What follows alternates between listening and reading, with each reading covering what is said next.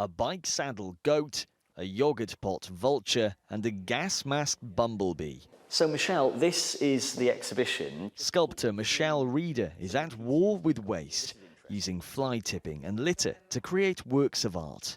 This part here is part of a plastic bucket that was broken. The wings here is...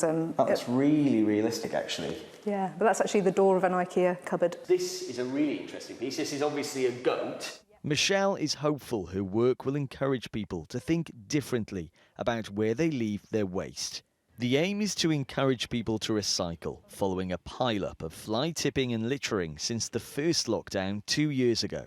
I just think it's really rotten. It's my backyard, where I live, and it's like putting a bin bag in my back garden. Where I come from, which is a few miles down the road, it really is quite an issue. Yes, it is. You've seen big amounts of waste piling up on the side? There have been big amounts of waste, yes. Tips charge people if they're going in trucks and things, so people think, well, I can't be bothered with that, and unfortunately I think that is a huge problem. There were over 1 million fly tipping incidents in England last year, with the cost to clear it up estimated to be at £1 billion. Many areas are suffering with fly tipping. You know, we saw certainly a spike during the early lockdowns, with a whole range of materials being dumped on our nature reserves, and I'm absolutely sure it was the same for other landowners. And we all have then the cost of getting rid of that rubbish.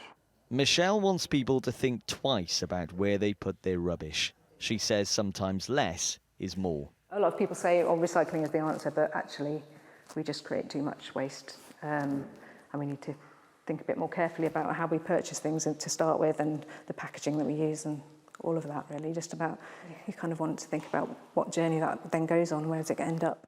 These sculptures are not just a representation of wildlife, but a reality check on how we could all make a difference with our waste.